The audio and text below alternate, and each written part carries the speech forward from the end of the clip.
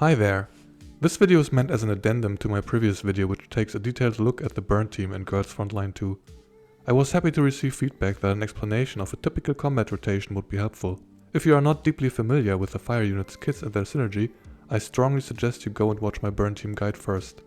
With that out of the way, here I wish to go through multiple turns of a boss fight and explain my reasoning for when to use which skills and in what order. Without further ado, let's jump right in. At the start of battle, Changju should always start by using her ultimate first before any other character acts, or at least before anyone makes a single target attack. This ensures that she is buffed up for her support actions. If you have her first fixed key, Concentration, equipped, you'll be at maximum Confectance index when the battle starts. This means she gets 4 stacks of action support boost instead of just 3. Note that these stacks of action support boost have no duration and only get decreased when she performs a support attack. Whenever she uses her ultimate, she also gets the Frontline break buff from her SR weapon, which further buffs all of her follow-up attacks. Xenia's passive buffs the first ally within a turn to do a single target attack, so it is important that you ensure that the Blazing Assault buff goes to one of your damage dealers. Because Changju used her ultimate in this turn, we have to make sure the buff goes to Shakri. In this turn we will be using Suomi's ultimate, which is an AoE attack that does not trigger Xenia, so the order doesn't matter. Shakri's second fixed key, Thermal Feedback, is very important and needs to be equipped on her. It will activate her support attacks whenever an enemy is affected by overburn within her range. We continue the turn by using Shakri's ultimate, which gives her a stack of Zoom In. Because her ultimate costs 3 points, she also activates the Spotlight effect of her SR weapon, which buffs her next attack. We now use Shakri's first skill in order to apply Overburn to the enemy. Note that this attack will trigger support actions from the other 3 dolls.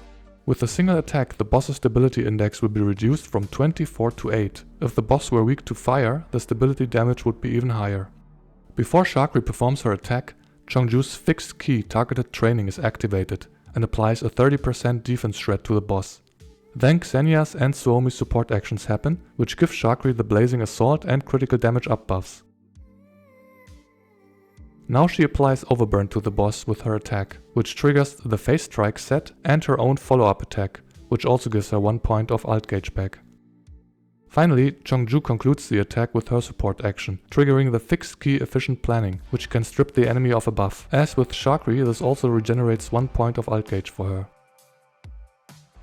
Now that Shakri is fully buffed up, Xenia can activate her first skill, which applies Flammable to the boss, and, if you have her first dupe, also Overburn.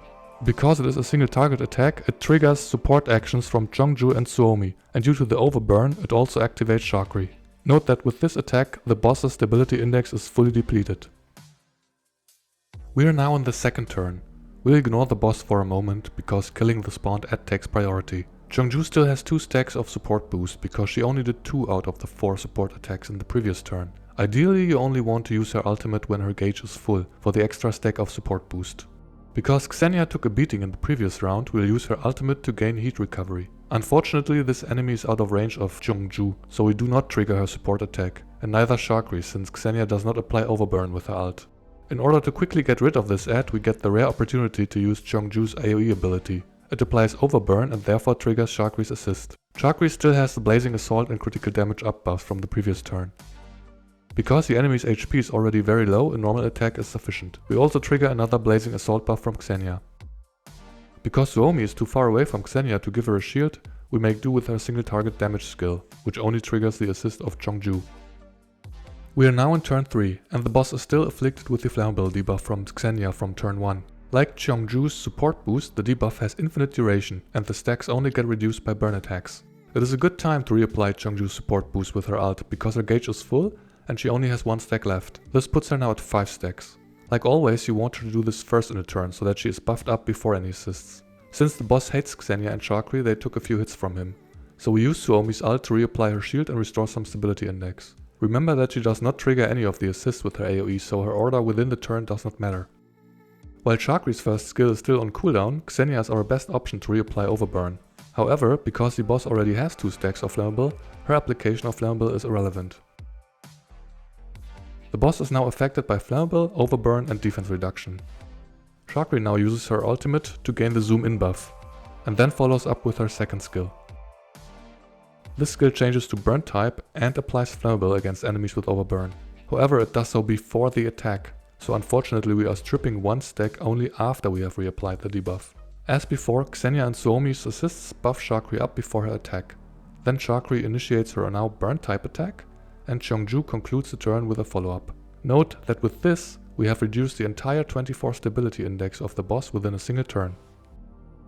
Now in turn 4, Shakri still has stacks of all important buffs, and Cheongju still has 3 stacks of support boost. So it is a good time to use her single target attack in order to trigger the Blazing Assault and crit damage buff from Xenia and Suomi respectively. This attack consumes the stack of Flammable from the boss because it is a fire attack. Since everyone's health is fine and people are shielded, Suomi can also do her single target attack. Because Shakri's stability index is looking good and the boss is at 0 stability index, we are not pressed to reapply Flammable with Xenia. So instead we'll use Shakri's ult to get one more stack of zoom in and attack with her first skill, which applies overburn and triggers her own follow-up, thus consuming both stacks of zoom in. Finally, Xenia's first skill is ready again, and therefore should be used to reapply overburn, which triggers Shakri's assist and helps her regain 1 point of ult gauge. Now in turn 5, the boss fully restored his stability index, so it is good that we applied Flammable last in the previous turn, so that we get to shred the stability index more quickly now. Cheongju has used up all of her stacks of support boost, and her ult gauge is full, so you know what time it is. She also still benefits from the Blazing Assault and crit damage buffs from the previous turn. Xenia consumes 1 stack of Flammable with her ultimate and triggers an assist from Cheongju, but not Shakri. Shakri's skills are on cooldown, but we can still use her ultimate and trigger assists from everyone with her normal attack to buff her back up. If Suomi were close enough to Shakri, I would prefer to use the shield on her, but since we have to position her in front of the box, a normal attack will do. Moving to turn 6. Since everyone's really low, we're happy to have Suomi's ultimate back up. Cheongju is at full ult gauge and has only 1 stack of support boost left, so we reapply her ultimate before any other single target attacks happen.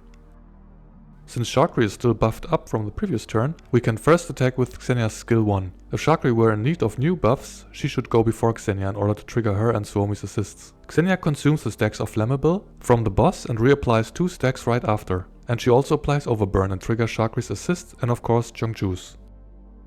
Now Shakri does her ultimate to gain zoom in and attacks with skill 2, which becomes burn type damage because of the Overburn debuff, triggering everyone's support.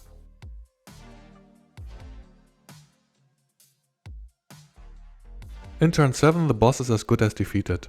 Shakri is still buffed up and Cheongju has a sufficient amount of support boosts. This means we can start by using her skill 1 in order to trigger Xenia's and Suomi's buffs. Using her second skill would apply Overburn and trigger Shakri, but Xenia and Suomi are only triggered by single target attacks, so in order to buff Cheongju, for all her support attacks, the single target skill is preferable. Starting with Cheongju means a trade-off. The upside is that you immediately get her buffed up for all attacks on this turn. The downside is that her initial attack doesn't benefit from the defense shred that comes from her fixed key targeted training, which only triggers from her assist. Since the boss is extremely low, we can finish the job with Shakri's first skill, which triggers all the good stuff from the rest of the team, except for Xenia who already used her assist on Cheongju. And with that we come to the conclusion of the battle. Given that the burn team strongly focuses on single target damage, I picked this boss for the demonstration even though it is not weak to fire. Nevertheless, I think the team performs impressively, especially when you consider how quickly it can shred a target stability index. The key takeaways concern the management of buffs and debuffs. Ideally you keep reapplying Cheongju's support boost whenever her gauge is full, and if possible you alternate between Shakri and Cheongju in giving them the Blazing Assault and crit damage up buffs. I'm sure you've noticed that in its current form the team struggles somewhat with reapplying Overburn every turn. This issue is fixed by units that release in the future as discussed in my burn team guide. Of course, if you have Cheongju's third fortification, which applies Overburn to a target on action support, all your problems will be solved. Let me know if you found this explanation helpful, and if not, I'm always happy to receive feedback. Thank you so much for watching, see you next time.